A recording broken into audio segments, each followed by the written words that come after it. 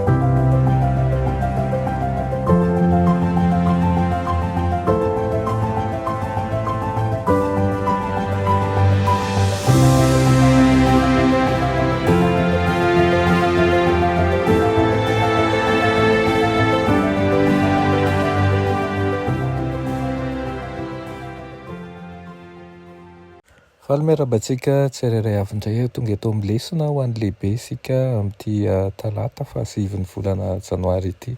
Fifaliana ho anay an-trano ihany koa ny mizara ny ten'Andriamanitra ho antsika. Alohan'ny dirantsika ny amin'ny lesona an'io dia hivavaka isika. Ny Andriamanitra tsara indrindra mbola misaotra anao izahay fa menao izao fotoana izao indray fa anay mandinika ny teninao fa anay mianatra n'izany ihany koa. Angataka aminao izay mba hiteny manoloana anay, hiteny hampianatra anay hanazava ny teninao araka ny sitraponao ka araka ny teny rehetra izay horenesina eto anie dia aoka izany ho taritalana eo amin'ny fiainanay. Anaran'i Jesosy, amen. Lohateny lesonantsika androany dia manao hoe Salamo famoizam-po. Miresaka manakariva mahakasika ny Salamo isika.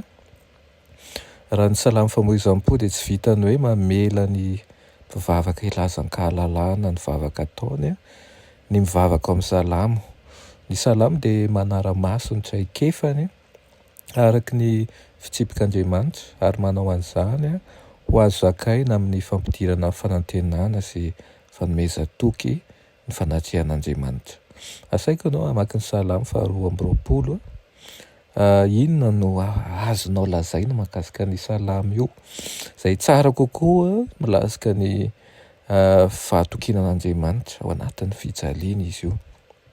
Ny teny mitaraina ao amin'ny Salamo 2:20 dia mety hanampy ny olona mijaly haneho ny alahelo sy ny fahatsapana ho manirery.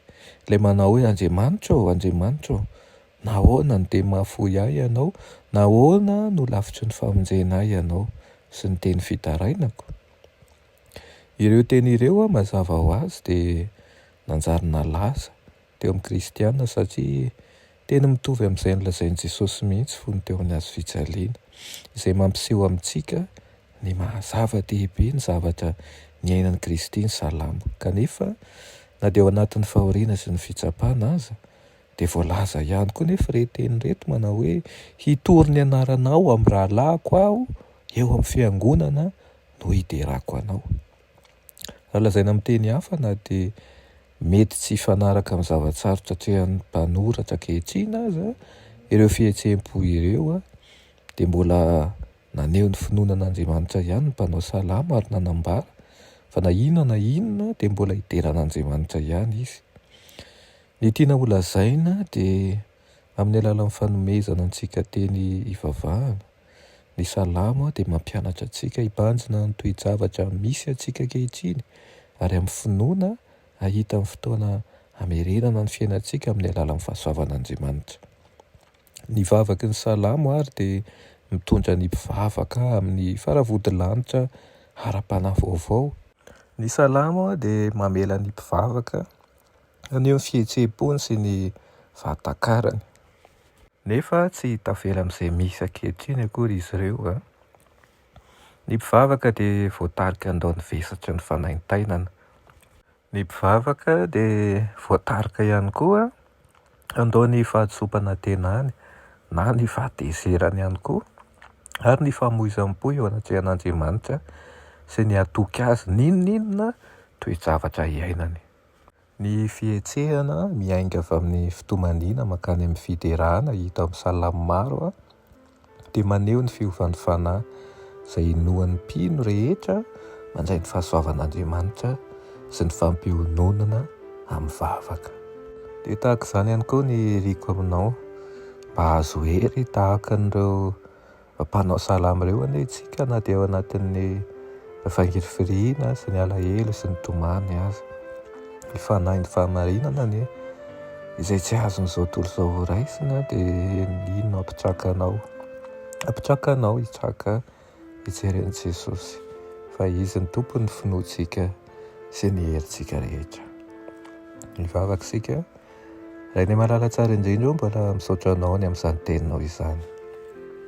Misaotra tompo ao izay mbola mitaona anay mandrakariva, andinika ny teninao ary koa mba hitsakanay mandrakariva hijery anao ianao ilay tompony finoanay. Tompo, misy aminay eto ny kivy, misy ny sahiran-tsaina, misy ihany koa ny ao anatin'ny fahasahiranana lalina. Dia mangataka aminao izay tahaka ny nanafahanao ho an'ny mpanomponao rehetra nandritra ny fotoana lasa. No angatahana ihany koa mba hanafahanao azy ireo ankehitriny, ka tsy ho loza ny anton'ny zavatra rehetra fa ho fampisehoana ny voninahitra ao. Amin'ny anaran'i Jesosy, amen.